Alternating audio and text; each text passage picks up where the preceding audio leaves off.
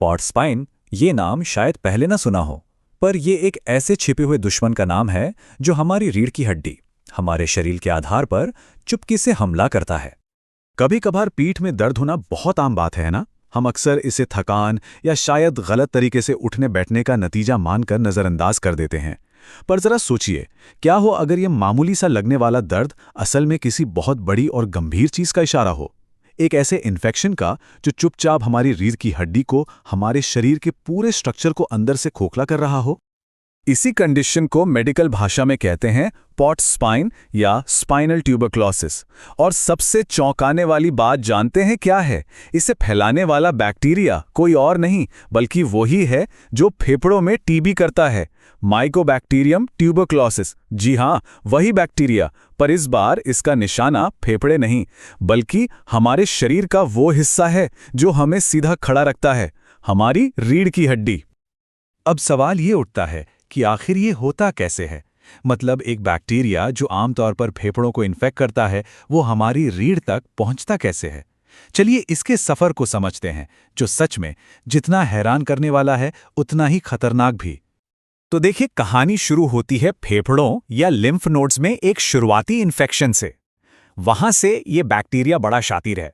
ये चुपके से हमारे ब्लड स्ट्रीम यानी खून की धारा में शामिल हो जाता है और फिर खून के साथ ये पूरे शरीर में घूमने लगता है, एक टूरिस्ट की तरह। और आखिर में इसे अपनी मंजिल मिल जाती है, हमारी रीढ़ की हड्डी। यहां पहुंचकर ये रीढ़ की हड्डियों, जिन्हें हम वर्टेब्रा कहते हैं, में अपना घर बना लेता है और उन्हें इन्फेक्ट करना शुरू कर देता है। और एक बार जब ये इन्फेक्शन अपनी जड़ें जमा लेता है ना, तो फिर शुरू होता है तबाही का सिलसिला। ये वो स्टेज है जब हमारी रीढ़ की हड्डी सचमुच अंदर ही अंदर टूटने लगती है। शुरुआत में इसके लक्षण बड़े धोखेबाज होते हैं। आपको लगेगा कि बस पीठ में लगातार दर्द हो रहा है, जो शायद चलने फिरने से बढ़ जाता है। सुबह उठने पर थोड़ी अकड़न महसूस होगी, मसल्स में ऐंठन होगी, और अगर उस जगह को कोई छुए तो तेज दर्द होगा। अब ये सारी चीज़ें इतनी आम लगती हैं कि अक्सर लोग इसे गंभीरता से नहीं लेते, और यहीं पर देरी हो जाती है। पर इन मामूली से दिखने वाले लक्षणों के पीछे अंदर ही अंदर एक खामोश तबाही मच रही होती है। सोचिए, एक दीमक की तरह ये बैक्टीरिया हमारी रीढ़ की हड्डी को, हमारे शरीर के मेन पिलर को धीरे धीरे अंदर से खा रहा होता है। हड्डियां कमजोर और खोखली होती जाती हैं। और जब ये अंदरूनी तबाही हद से ज्यादा बढ़ जाती है तो इसका असर बाहर भी दिखने लगता है। जब एक के बाद एक कई वर्टेब्रा तबाह हो जाते हैं तो हमारी रीढ़ की हड्डी अपना ही वजन नहीं सह पाती और ढह जाती है। इससे पीठ में एक नुकीला मोड़ बन जाता है, जिसे हम आम भाषा में कूबड़ कहते हैं। मेडिकली इसे गिब्स डिफॉर्मिटी कहा जाता है। लेकिन कहानी यहीं खत्म नहीं होती।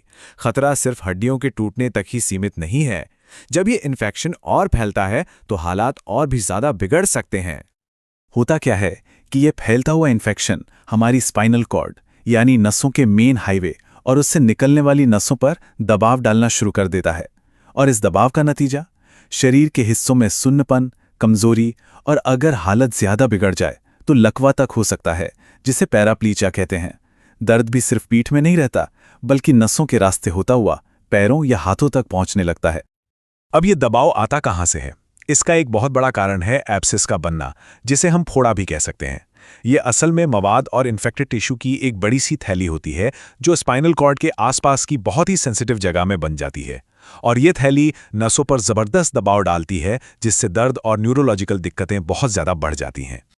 तो सवाल ये है कि डॉक्टर इस छिपे हुए दुश्मन का पता लगाते कैसे हैं? अच्छी बात यह है कि आज हमारे पास ऐसी टेक्नोलॉजी है जो हमें रीढ़ की हड्डी के अंदर झांकने की ताकत देती है, ताकि हम देख सकें कि अंदर असल में चल क्या रहा है।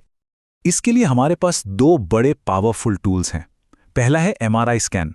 इसे आप एक तरह का जासूस समझ सकते हैं जो नरम चीज़ों को देखने में माहिर है।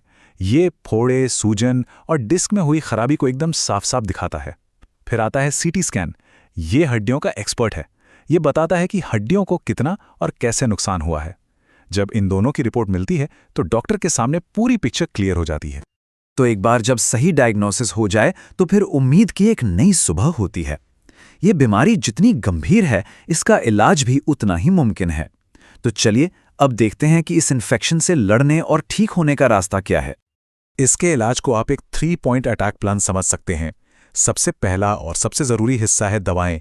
एंटीबायोटिक्स का एक लंबा कोर्स दिया जाता है जो कई महीनों तक चलता है ताकि बैक्टीरिया को जड़ से ख़त्म किया जा सके।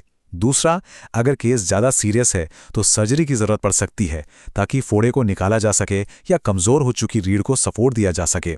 और तीसरा है फिजिकल थेरेपी, जो मरीज को दर्द से राहत दिलाने और अपनी ताकत वापस पाने में मदद करती है। लेकिन इन सब में एक चीज है जो सबसे सबसे ज्यादा जरूरी है, और वो है इलाज का पूरी तरह से पालन करना। दवा की एक भी डोज मिस नहीं होनी चाहिए, क्योंकि अगर इलाज बीच में छूट गया तो ये बैक्टीरिया वापस आ सकता है और इस बार वो पहले से ज्यादा ताकतवर और दवा प्रतिरोधी बनकर लौटेगा। इसलिए ये समझना बहुत जरूरी है कि इलाज को पूरा करना ही रिकवरी की गारंटी है। अब शायद लगे कि ये तो कोई पुरानी बीमारी होगी, लेकिन ऐसा नहीं है। आज की दुनिया में भी कई ऐसे फैक्टर्स हैं जो इसका खतरा बढ़ाते हैं, जैसे जिन लोगों की इम्यूनिटी कमज़ोर है, मान लीजिए HIV एड्स की वजह से, या फिर दुनिया भर में जो लोगों का आना जाना बढ़ा है, कुपोषण, भीड़ भाड़ वाली जगह हैं, और यहाँ तक कि विटामिन D की कमी भी। ये सब आज भी पॉट्स स्पाइन के लिए एक रिस्क फैक्टर हैं। तो आखिर में सवाल यही है, एक बीमारी जो सदियों पुरानी है वो आज भी हमसे पूरी तरह सतर्क रहने की मांग करती है। तो हम ये कैसे पक्का करें कि पॉट्स स्पाइन जैसे छिपे हुए दुश्मन नज़रअंदाज ना हो? इसका जवाब है जागरूकता। अपने शरीर की सुने, और अगर पीठ में लगातार दर्द हो रहा है तो उसे कभी भी मामूली समझकर नज़रअंदाज ना करें।